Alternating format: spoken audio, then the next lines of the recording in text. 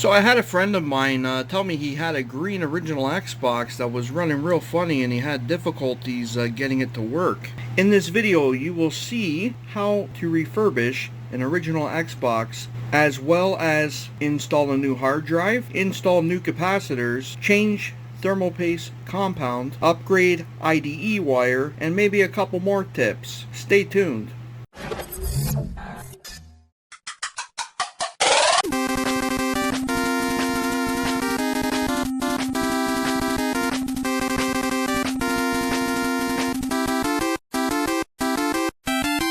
Alright, what do you know, what do you do, what do you say, my YouTube viewers? Retro Pro Frank with another installment, and today I have this beautiful green Canadian crystal version Xbox here.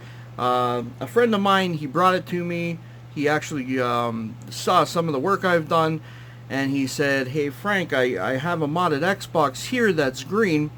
It was modded a long time ago, and for some reason it just stopped working one day. He said, do you mind helping me out and hooking me up, getting my system all back up and running? I told him, yeah, no problem, bring it by. So that's exactly what he did. Cracked it open. I did all this to save some time on the video, because you guys don't need to see how to take take an Xbox apart. If you do, there's lots of videos for that available online. But anyway, so we're going to be replacing the thermal paste compound. Now I use Arctic Silver number 5. You guys can use anything you guys want. In my opinion, anything's better than the original gunk that comes from the factory when Microsoft put it on, nearly 18, 19 years ago. So we're going to freshen up the thermal paste compound for sure. Now the hard drive that he brought here was actually completely capooched. He wanted me to try to save the hard drive. I hooked it up to another system. Even in this system, I could tell right off the bat. So this is actually the hard drive here. It was a Western Digital 120 gig. It says some code over there. I don't know. 7,200 RPMs, 8. I don't know what 8 means. If it was done in 08, 04. I guess this was made in 04. But yeah, so this hard drive's had it completely. So we have a nice replacement Western Digital hard drive there. Western Digital Blue, that's a lot newer. And I pre-check all these drives using a computer program first to make sure that there's no dead sectors or any funny monkey business going around with these hard drives. So, that's a tested 500 gig hard drive, and that was actually another system. It's already all set up and everything there too as well. But in order for me to install this hard drive onto this board, because that last hard drive was locked to this board, I had to hard mod the system. So I mean, you can see right there, the connection that I already had to make. Already tested the Aladdin. I need to reflash this Aladdin actually too, because right now is what it came with. But so I was able to get into the system. Not a problem using this mod chip. That's not an issue at all to get in there and to upgrade the hard drive, everything, now that that's done. And I must say, this is a 1.4 board. It has focus video chip in the back there. I must say that this is a lot easier, and I've done a lot of these too with mod chips as well. But this method on this version revision Xbox is a lot easier to work with than the 1.6. There's no rebuild involved at all. So pretty much all you have to do here is drop in the header, solder the other side, Bob's your uncle, DO to ground, and you're ready to go. Once everything's all set up and the hard drive's locked to the system, I can always remove this, go back in, T-Soft the onboard WinBond chip right there, and then remove the mod chip. But you know what, the mod chips don't cost that much, especially the Aladdin, so we're just going to leave it on, and it's always going to be active. So yeah, so pretty much that's how I got past all the security and everything like that. Use a mod chip, get past all that. But when I had this bad boy out, I noticed if you look at the capacitors here, you can see, I'm looking at these three right here. They're just starting to bulge. See the one on the left? You can see it. There's a good shot for you. You can see it bulging, even the middle one's bulging, and the far right one is actually flat. but we're going to replace all three. See that bulging? Now this is what a new capacitor looks like, or one that's in good health. Okay, if it ever focuses. There we go, right there. So that's what a new capacitor looks like. See how it's flat on the top, a little bit convexed in. So that's exactly what that should be looking like there. But if you look at these ones, you can see that's not the case. We got severe bulging going on. So I'm going to change these. Also, I'm actually going to change these three. Well, the reason why I'm going to change these out is quite simple. I just happen to have this voltage and this microfarad on hand here. So you know what, might as well do these three as well. I have them, they're a little bit older. You know, it'd be nice to do every single one, but they all look to be in pretty good condition, even though they are getting old. You can see there, remove the clock capacitor. Just got to clean that up a little bit too as well. And there you go, there's the 6 there that we're going to use to replace. So I'm back to the board. Those 3 right there are going to get replaced, as well as those 2 and this one, and that's a very easy procedure. Now while I have it out, I'm going to be using this adapter here. Okay, some people like these adapters, some people don't like them, some people like the other adapters. It's pretty much what you guys want. He didn't want to go too crazy with the build. That's why he went with a 500 gigabyte instead of a 2 terabyte. He just wanted to be able to play a few games and some of the Xbox stuff. So I recommend these adapters here, the JP1035. I found these to be the best out of the Chinese adapters. So we're going to go with that adapter here. And last but not least, we need to upgrade the IDE cable in order for everything to work properly. The old cable isn't going to cut it at all with this upgrade. Once you start adding adapters and you start upgrading the hard drives, you want the extra speed from the Ultra ATA 80 conductive cable. So this is a must too as well. I was able to pick these up locally. They're new old stock. Okay, these are actually really nice, really nice wires. Okay, so this is a little bit longer than normal. This is a 36, but to be honest with you, it works all the same, and I fold them very neatly anyway. Alright, so let's get some of this stuff out of the way here, and let's get this train in motion. Okay, just have to give me a sec while I clean up here, guys. Mind the desk, this is my workshop area. This is where I like to do my modding and my repairs, because I normally, I got the computer going in the background, so I'm normally watching movies and stuff. I got the nice dual monitor setup there. The first thing we're going to work on here is removing the old thermal paste, but before doing that, we got to remove the old heat sinks here. Okay, it's very easy. There's a little lever here we're going to pull up. Okay, now I made a similar video on this, but I just wanted an updated version.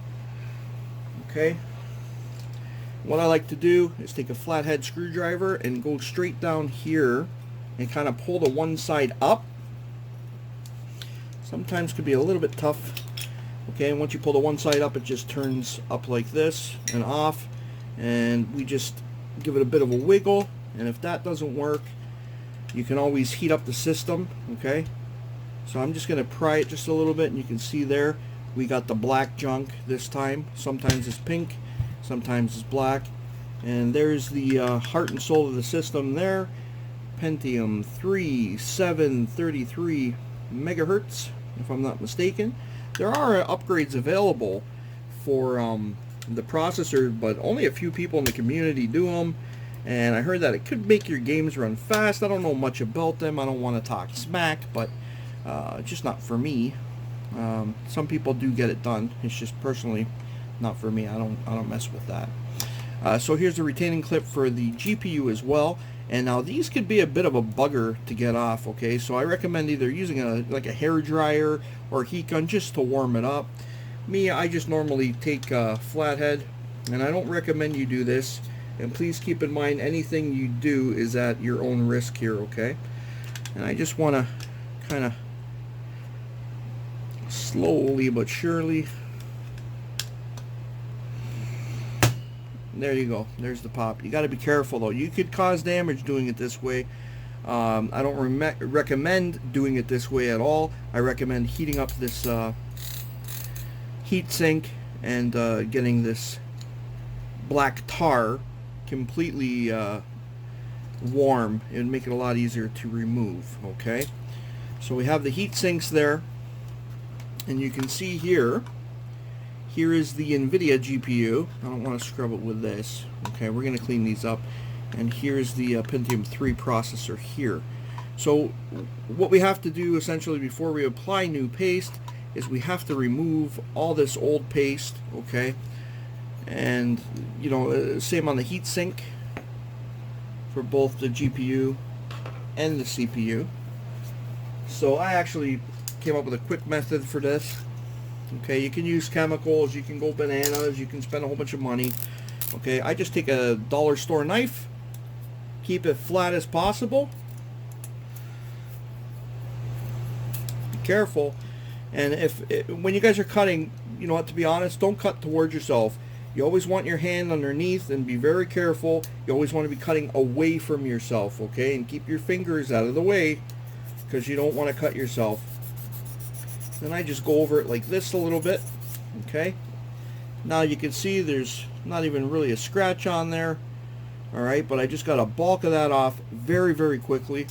Okay, now I'm going to do this the same, almost like you're cutting an orange slice, or taking the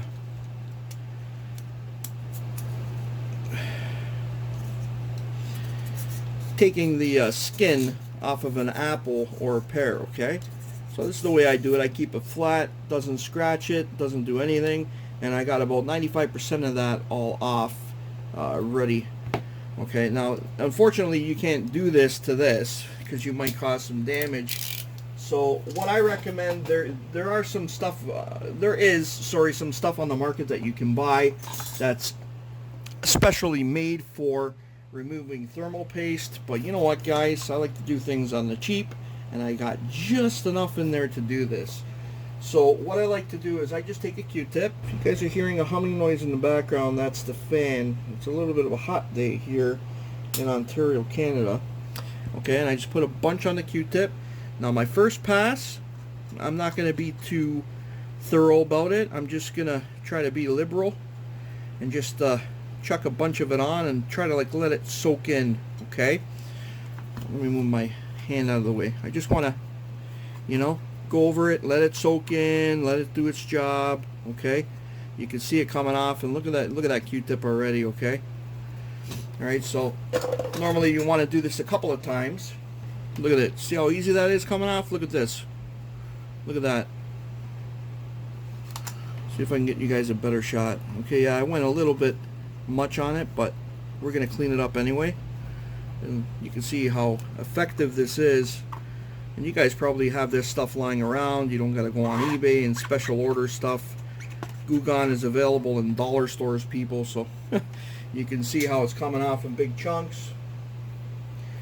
So I like to go around the entire GPU. Okay, try to get a better shot for you guys.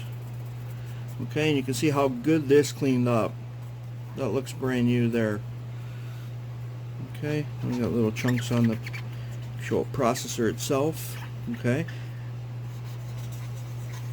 alright, so Goo works great for this. Okay, now you want to keep going over it until essentially your Q-tip just keeps coming clean. Okay, if you keep going over it and keep seeing black, keep going till it's completely white. So what I mean is that's white. We're going to go over this again.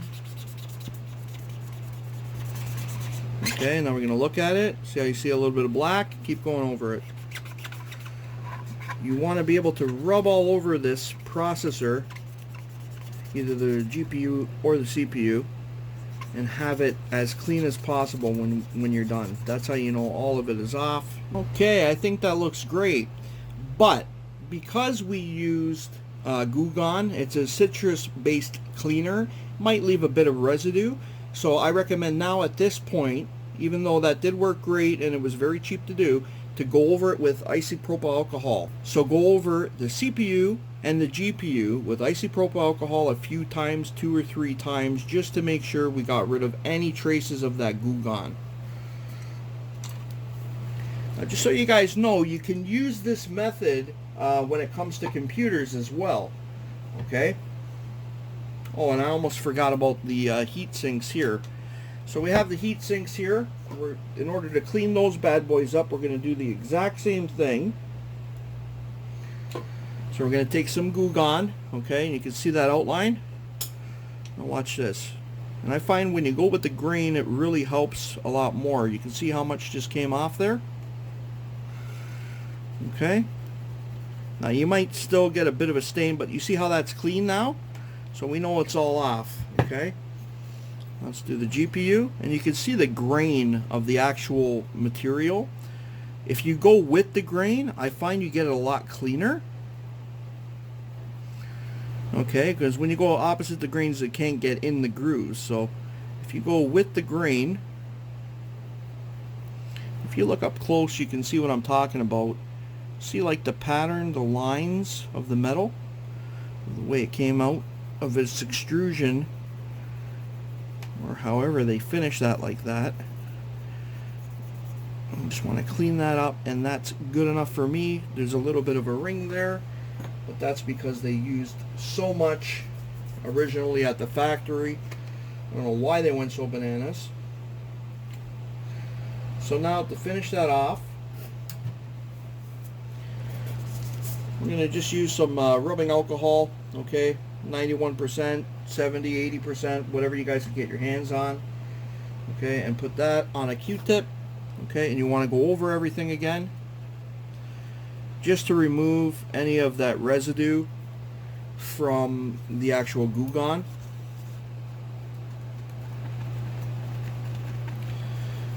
Okay.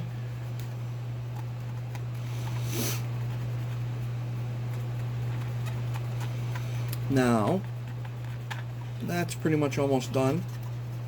I'm just going to go over it one more time to make sure. Same with the actual heat sinks.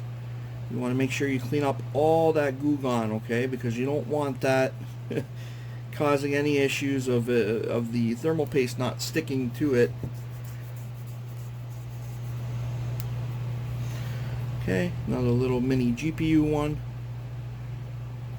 Just gonna clean up everything here.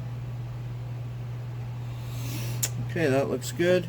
I'll give this one once more, going with the grain. Okay, and there's nothing on the Q-tip. I wanted you guys to see that. Same thing here. Hope I'm not getting the glare in your guys' eyes.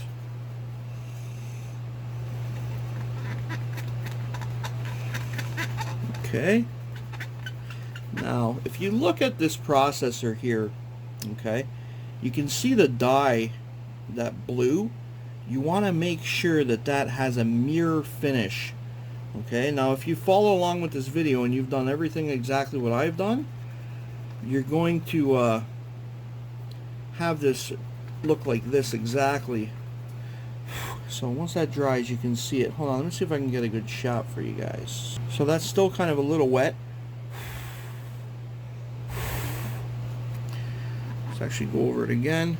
Really time consuming, but you know what, just to know that you have a real good thermal paste compound and something new in there, just to know that it's good and it's been taken care of, it's just so much better, in my opinion anyway.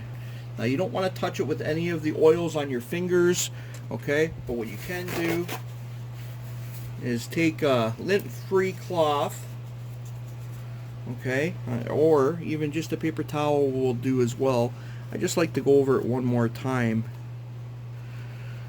Very, very, very, very clean, okay?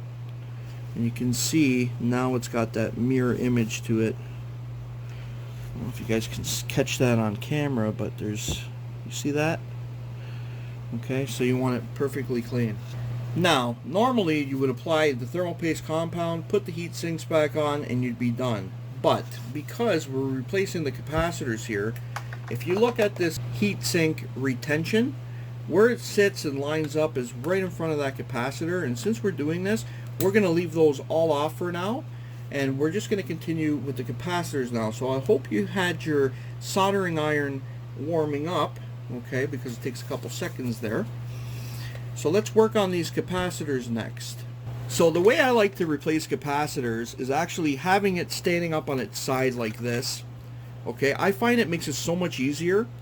If I have it lying down, you know, you can use the sucker and all that, but that takes more time. You can use solder wick, okay, but to me that takes more time than this method. I just like to keep the board going vertical, up and down, and I got really good control this way. I just keep my hand there for balance, and I can tug left and right as I add heat. So let me show you how I do that. Okay, so these are the three guys right here. Okay, so we're going to look on the other side of the board, and since I'm holding the balance like this, hold on, let me fix up the camera. You can actually see the points I'm heating. So this is the technique I use. I don't even put nothing on it right off the bat. I just heat up one side, twist, heat up the other side, twist. Okay, same with that. Sometimes you got to get in the hole, and already one's out. You see how easy that was? Okay, so now we're going to go to the middle one, which is these two. So I'm going to heat up this side, okay, and I'm going to pull on the other side, and it's already out. I'm going to heat up this side, I'm going to pull on the other side, and guess what? There's two. You can sit there with the solder sucker, or if you learn how to hold the board vertical, it's so much quicker.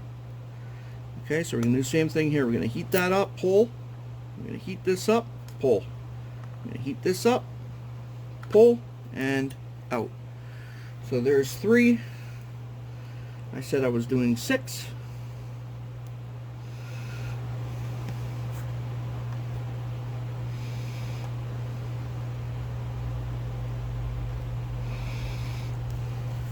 There's 4. And there you go. There's your 6. Now, one important thing to note is where negative and positive is. That's very important, or else you're going to get a huge pop as soon as you turn it on, okay? So where this line is, that's the negative side. When you look at the capacitor here, you can see this line on the capacitor, that's negative as well. So you want to make sure that this line is lined up with the negative hole, okay? Another way to tell is by the lengths of the legs. If you look, one leg is longer than the other, so the one that's shorter, think of it like this. Shorter leg, okay, it's less, therefore it's negative. Now when I install capacitors, I do it the exact same way with keeping the board on the side. So I just put the leg of the capacitor on the via, and I heat up the other side, and then once I see it poke through, I give it a little bit of a twist, and I line up the other side from the other side of the board, and I heat up that via, and you can see it coming through there. I just keep it sideways, okay, and I rock it back and forth until it's all the way flat down on the actual motherboard there. And then all I do temporarily is as I'm holding it flat, I just bend out the legs for temporary, and you can see the way it sits there. So I'm going to do that to the other 5 of these. Okay, and there you go. Brand new replacement capacitors, nice and flush to the board. You can see it there. Just take your flux pen, or if you have any flux, doesn't matter if you use liquid flux or normal flux, and I just like to touch all these pieces real quick. It just got super dark out of nowhere here. Sorry about that, guys. I use a lot of natural lighting in my videos, and I rely on that quite often. It just got really dark, but the video still looks good. Okay, so I just applied a little bit of flux. Now I'm going to take my soldering iron. I just use cheapo lead solder over here. Okay, you can see what I use here, 60-40 solder, nothing special. So what I do is I heat one side of the via with my soldering iron, and then I bring in the solder from the other side. you can see that that's already done. Now we're going to move on to this. That's done. That's done. That's done. And that's done. Those three are done. So I'm just going to now get my side cutters. I'll leave a link for this in the description as well. And these are the side cutters. Hold on a minute. These are the side cutters I use. Okay, they're just cheapos off eBay. You know what? They can get real down on the board. I use it for wire stripping and all sorts of things. Great cutters, okay? So, now, all we need to do is get rid of these excess legs. So there's 1, 2, 3, 4, 5, 6. Okay, nice and flush, nice and clean. You can see that there's a little bit of flux left over. You can go over that with some isopropyl alcohol and a Q-tip if you want to clean them up real good. Okay, and you can see the actual capacitors are brand new now. Okay, and they're nice and flush to the board here. Okay, so I'm going to do those other three real quick off camera, and then we'll get back into it. Okay, and you can see the two there and the one there that I replaced. Okay, so those are done as well. We're in good shape here. Now let's move on to applying thermal paste. Alright, so we got our brand new capacitors in. I'm super excited. This thing's almost done. It's looking really good. Okay, I just gave this CPU and GPU a bit of a cleanup real quick. Just a little bit of a touch just in case any dust or anything got on it while we were doing this repair here. So now for the GPU and CPU thermal paste replacement. Now you can use any kind of thermal paste you want. I seriously don't care what you guys use as long as it's meant for a computer. That's the most important thing. Okay, there's going to be arguments in the comments section of what's the best.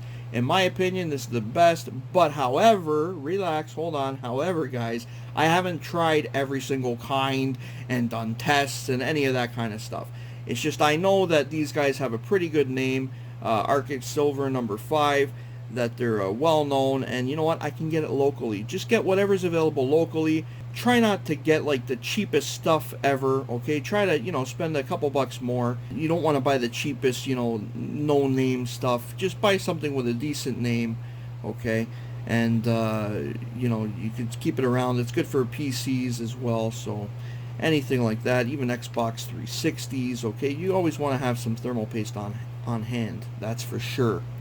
Okay, so the way I apply the thermal paste, okay, you're going to see a bunch of different methods, okay? This is the way I'm going to do it, is the way I've always known to do it, is the same way. You treat it the exact same way as a computer, because that's essentially what this is. Okay, so in this situation, I hope you guys can see me. Hold on, let me hold it a little bit better so you guys can see. For the CPU, that's actually too much, to be honest. Okay, this is one of the situations where less is more. Okay, now the GPU's a lot bigger, to be honest. What I like to do with the GPU is one stripe across the NVIDIA name here. Okay, so let's see if we can get that good. I go a little bit more heavy. Another thing you can do is an X, okay? You don't want too much on, okay? Less is more. I don't use anything to spread it around. I don't touch it. You can create air pockets like that. Do not spread it around, okay? So, this is what I'm going to do on this, okay? I'm just going to give it a little bit of that and a little bit of that. That's it. See right there? That's even a little too much. That's actually quite a bit. Alright, I just wanted to make sure I covered enough of the surface area. On PCs, you know what? It should really be just like that. But just because this is such a big processor, I'm giving a little bit more. You guys want to do about half that, to be honest. I don't know why I went a little heavy. Okay, everybody does it differently. This is the way I do it. I haven't had a problem. Actually, I've seen temperatures go down doing it this way. When reinstalling the heat sinks, what I like to do, okay, is I do this very gently. I try to keep it straight as possible, okay, and go down very slowly, okay, like that, and apply no pressure. Then with the retention, just go down very slowly. I hook the front in first, and I just press down till it clicks. That's it. Don't touch it, you're done. Okay, I'm going to back it up a bit. Okay, don't touch it, you're done. That's it. Don't wiggle it, don't play with it, just leave it.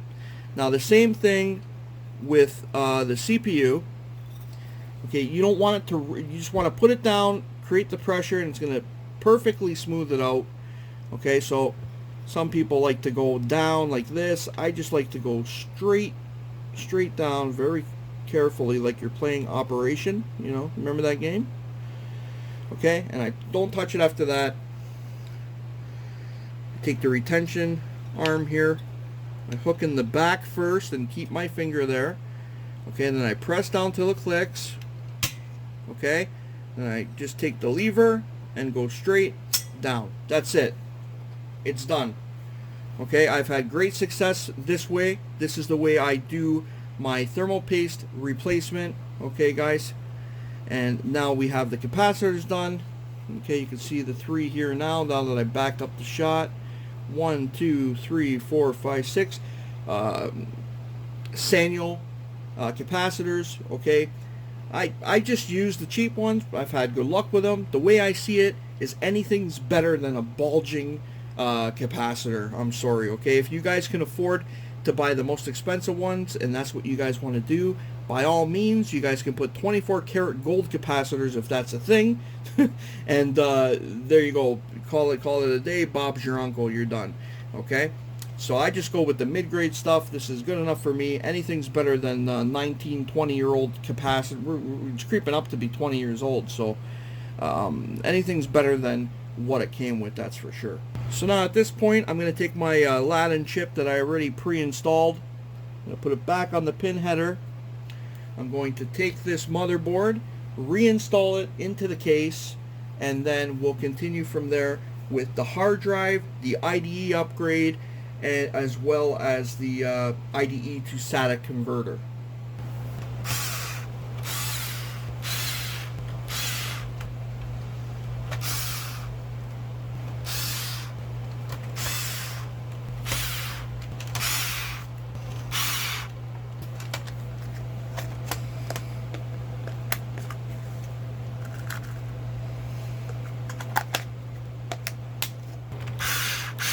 Okay, now if you noticed, I didn't go all the way down with these screws, okay? So what I normally do is I go in just enough to hold the screw in all the way around the board. I get them all in. Once everything's all lined up, that's when I tighten them down all the way and I give them a little bit of torque. Now you want a little bit of torque, okay?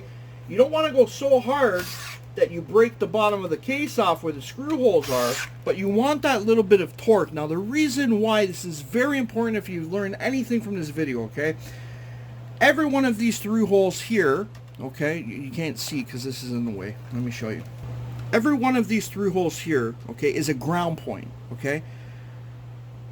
The better contacted ground you get could output in a better signal, a video signal going out, looking cleaner, okay? So the way I see it is, if you're not going to clean these through holes, at least at the bare minimum, give them an extra crank so it kind of scratches them as it's tightening down. It kind of bites into the metal and creates a better ground there, okay? You don't want to go too loose with these. You want to make sure that they got a little bit of torque behind them. Other guys might disagree. You know, you could always take a fiberglass pen and clean every single through hole on front and back, as well as the cage behind. And you know what? That could improve video quality. It really could if you've had issues. This is a 1.4. It didn't have any issues with that. It actually looked great with my Xbox to HDMI adapter that I have here. It actually looked great as a 1.4. Okay, so no problems at all. But now that we've done the capacitors and we've given them that little bit of torque, and you can even clean up the through holes, or at least even just scratch them up, or use a little bit of sandpaper or a little screwdriver to give them a little bit of a scratch. This is definitely, it will definitely help with the video signal in the long run. Yeah. If you guys haven't already cleaned the fan, now's a great time to clean the fan. Okay. Now we're just going to hook everything back up on this Xbox. So now we're ready. We're pretty much ready. This is done, you know. If we weren't upgrading the hard drive or anything, this would be the end of the video. See you guys later. Please don't forget to subscribe to the channel and give me a like, and see you guys later. But no, we're not. We're going to be upgrading the IDE cable from the stock 40-pin IDE cable to a 40-pin 80 conductive IDE cable. So essentially, you would say, well, Frank, what's the difference? The difference is huge. If you look at these two wires here, okay, besides the fact that it says Ultra ATA 80 conductive cable connects to IDE hard drive, yada yada yada, blah, blah, blah, blah, blah. Ultra ATA, okay? So what's the difference between that and this? I don't get it. This is the same cable, it's got the same connection. Well, I'll show you right here. Let me open up this package. What you're looking at is the actual cable itself.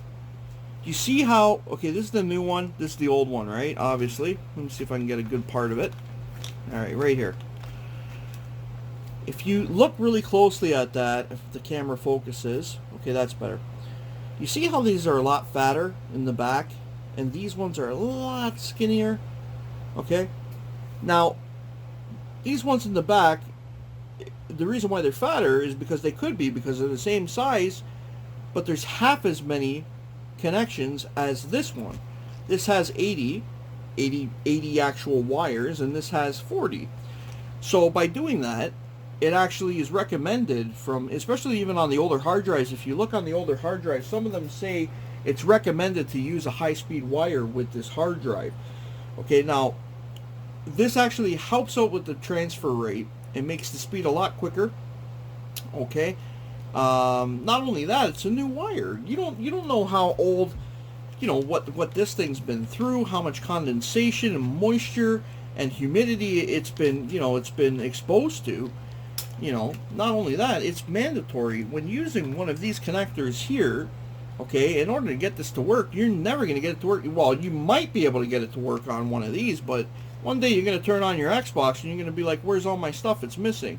Throw it in the garbage, okay? If you're going to upgrade the hard drive and you're using an adapter, you want to use an 80 conductive IDE cable. That's the only way, okay? Now, this one's a little bit long. The perfect size is either 18 or 24 inches is good. I cleaned out my supplier completely from the 24-inch IDE cable, so I have 36s. They work just the same, just as fast, just as happy. So hey, there's kind of a method on how to install this, okay? When you unwrap it, you're gonna see that there's 3 different ends here, okay? There's 2 that are the same. Those ones go to the devices such as the DVD player and the hard drive. This one, because it's the one off color, would go to the main board. We're going to take it now and hook it up into the main board. Okay, and boom, it's as easy as that. Okay, so now all we need to do is take the DVD player, which is right here. It's a Phillips drive. People say that it's, you know, that they're crappy. I say, hey, if it works still after this long, as long as it works, it's a good one, okay? So what you want to do is reattach this in the back here. Beautiful. And then you want to reconnect your IDE into this one. I'm going to do it real quick off camera.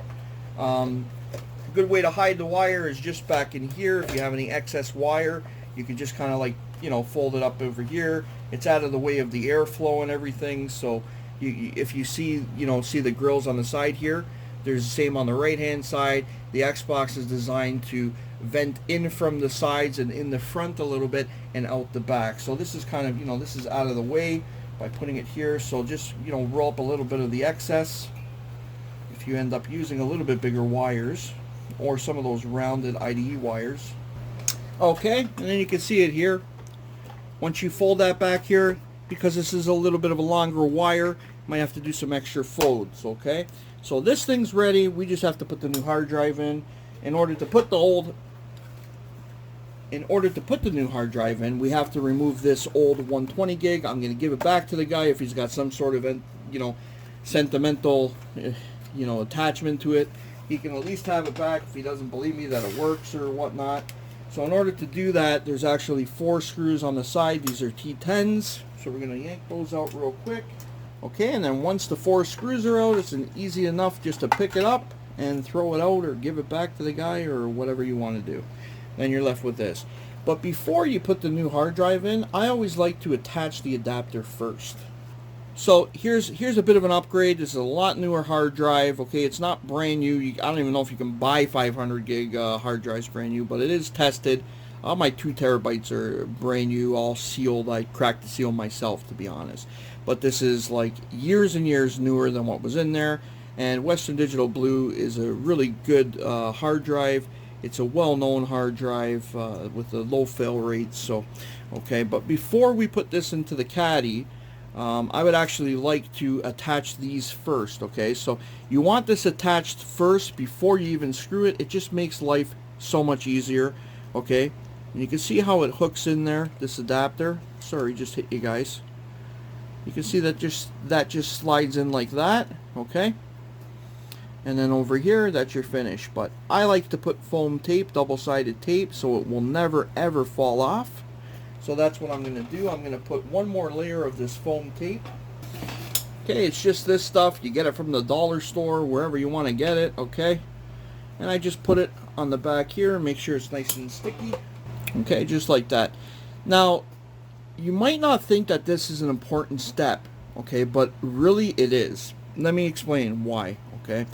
These adapters, okay, it doesn't matter which adapter you go with, okay? What happens is, right here on this connection, you have live power, DC 12 volts coming off, 12 and 5 actually, coming off the power supply here. When you look at the connection here, okay, just like a computer power supply, you can see 2 blacks, which are grounds, a red, which is 5 volts, and a yellow, which is 12 volts, okay? So now, when you have it hooked up, there are pins on the other side here, okay, 4 pins. If you have this plugged in and those pins hit this case, you can fry out this adapter, you can fry out your power supply, you can fry out your hard drive, you can fry the whole system, okay? So this is very important. You have to put something there in case of safety. I've actually heard of, you know, on a rare occasion, an Xbox actually caught on fire like that. I don't know whether or not it was a rumor or not, but hey, it's not worth it. Just make sure you have enough tape there so if it does touch, it's not going to touch anything but the foam tape. Okay, so I just like to peel this off like this. Alright, then I plug it into my adapter like that, making sure it's all the way down. Okay, and then I just give it a nice push to make sure it's never going to come off. Okay, you can see I'm holding it from there. Okay, and that's pretty much it. That's it. Now, since you have it like this, now you can put it in the caddy, because if you try later, it's going to be a hell of a lot harder to get that to fit, and plus you don't know if it's all the way down. It's better not to guess. Just do it outside of the caddy. It's a lot easier. Okay, so now we're going to take our caddy here, and they fit like a glove. You can even use 2.5-inch hard drives with a 2.5 to 3.5 adapter, or you can even just, you know, put screws in the bottom to hold it, and that's it. So let me get these 2 screws in here on this side and these 2 on this side, and I'll be ready to pop it in. We'll turn it on, we'll take a look, we'll take a quick look. This is already pre-built. I already had this out of another Xbox, so let's just make sure everything's working good with our capacitor replacement, what our temperatures are at, if I can even look at that real briefly to see with our thermal paste replacement. And yeah, let's get this wrapped up. Alright, so there she is. She's installed correctly. Okay, she's ready to go. Alright, you can see it just like that, and she's ready to be dropped in. So what I like to do is put this to the right side. There's a little hook here. You want to keep this spread out as you drop this in. And sometimes it looks like it's in when it's really not in, okay?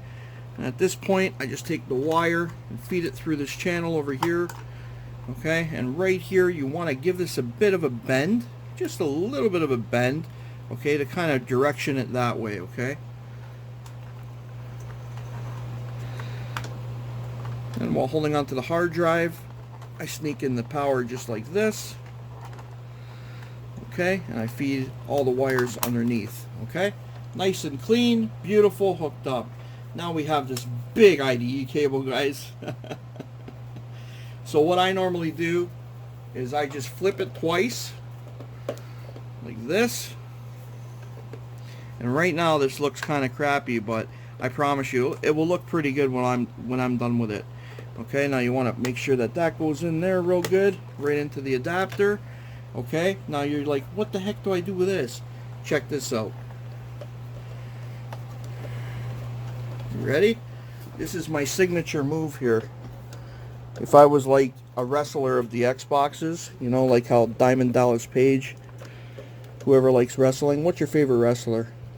You made it this far in the video. Who was your favorite wrestler back in the day in the early 80s? I'm talking about, you know, Hulk Hogan, you know, Jimmy Fly Snukem, you know, that era, you know, maybe a little bit newer, 1990. Okay, so now we're like this, okay, and you're like, what am I going to do with all that? One more fold, and perfect. Look at that. Just want you guys to see this. You can see how nice and clean that turned up. Now I could have lined that up perfectly. For me, this is perfect just as a service. That's perfect there. So there's nothing really left to do but throw the lid on, hook it up to the TV, and let's check it out. Alright, so I got her all set up over here. Okay, I got my Xbox to HDMI adapter hooked up in the back. I just want to change the BIOS on the mod chip.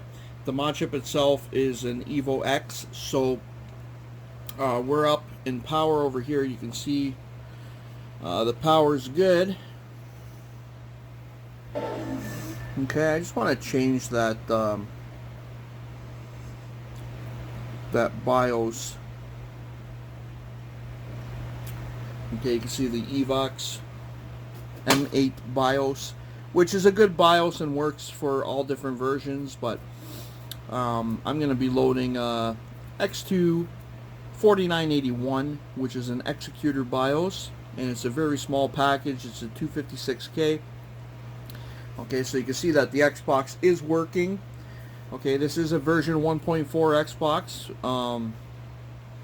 We're only in 480i right now, and there's no waviness, no nothing on the screen. Okay, using my Xbox to HDMI adapter. Just give it a second here. There we go. We're in 720p automatically. We booted up Hexen 19 here.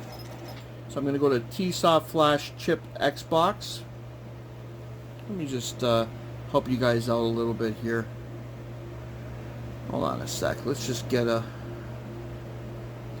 better shot for you guys of what I'm doing here. Okay, guys? So we're going to go to option 3. We're going to go to mod chip. Where is it? Mod chip, T-Soft Flash, not WinBond. Okay. This is warning you, if you're doing this with soft mod, you're crazy because you're going to brick your system.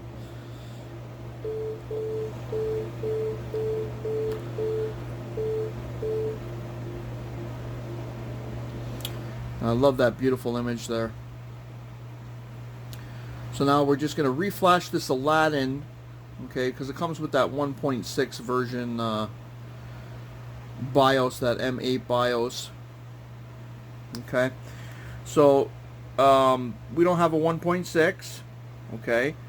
We have, this is a 1.4, okay. So we don't have a 512 BIOS, okay, because the Aladdin only comes with 256K. So our only selection, if you look at this list, is this one here, Flash 256K, which our Aladdin is, BIOS version 1.0 to 1.5. So this is a 1.4 with the focus chip, so we're going to select this. Now you can see there's a whole bunch of different BIOSes available here.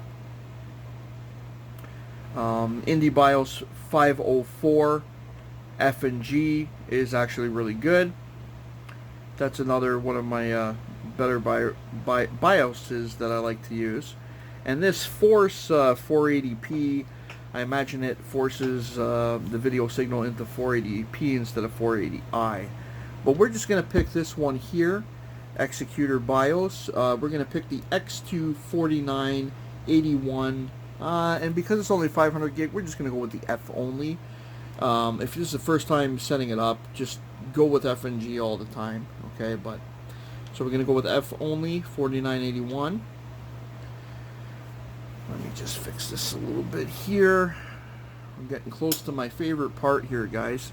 If you guys have watched a couple of these videos, you would know what that is for me. So it says manufacturer, press Y to flash BIOS. So we're going to flash it. So right now it's erasing, and this is my favorite part. If your Xbox gets interrupted right now, you'd have to replace your mod chip. If you were TSOF, you'd be screwed.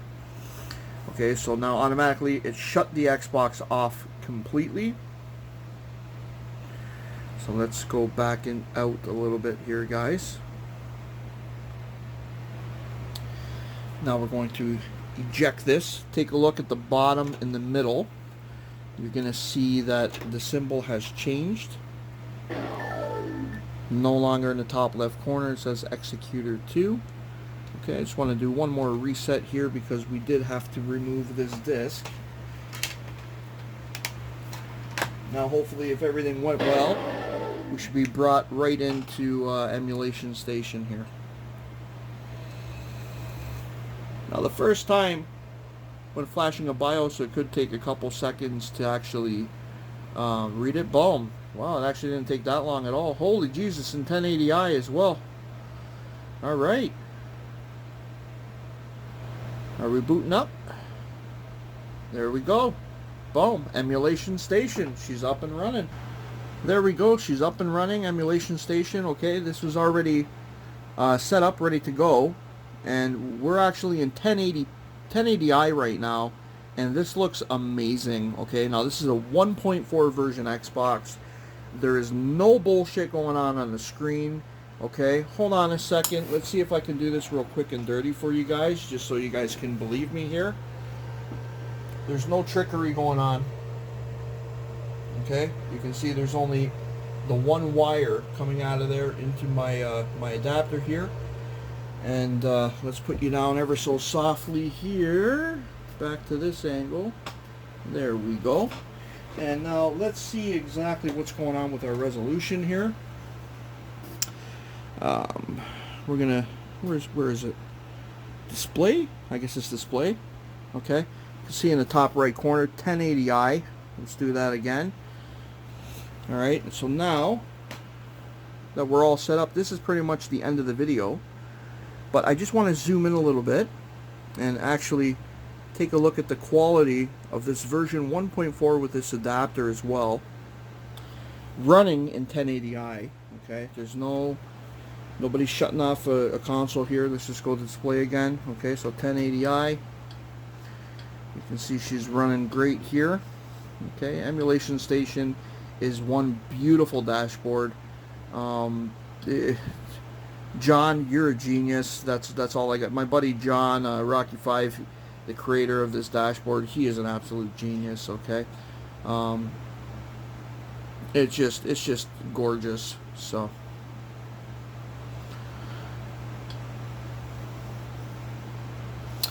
yeah, and that's in 1080i.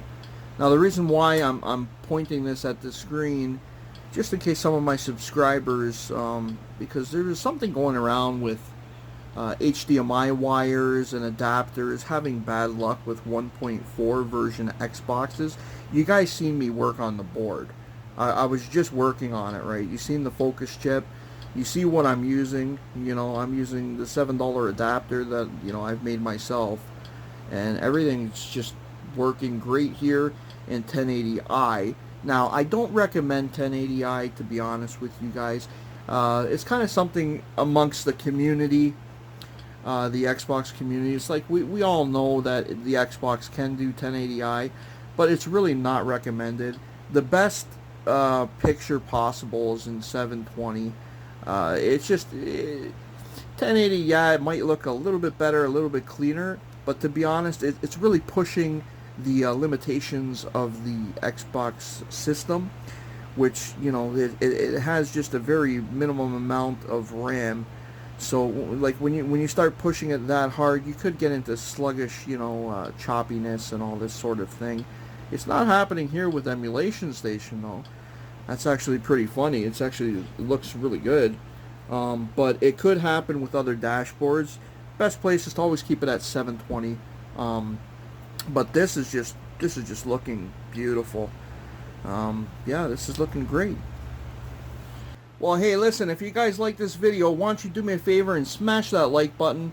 Guys, if you guys are just visiting this channel for the first time, please subscribe to my small channel here. Hopefully we can grow. We're really close to 2K subscribers. Yeah, don't forget to like the video. I just want to say thanks for spending time with me today here, guys, and going over how to refurbish an original Xbox, and just getting this beautiful green crystal, Canadian crystal, back to the original state here of functioning great here. Alright, so this is Retro Pro Frank saying thank you very much for coming out and spending time with me. We'll see you on the next upload. I'm out.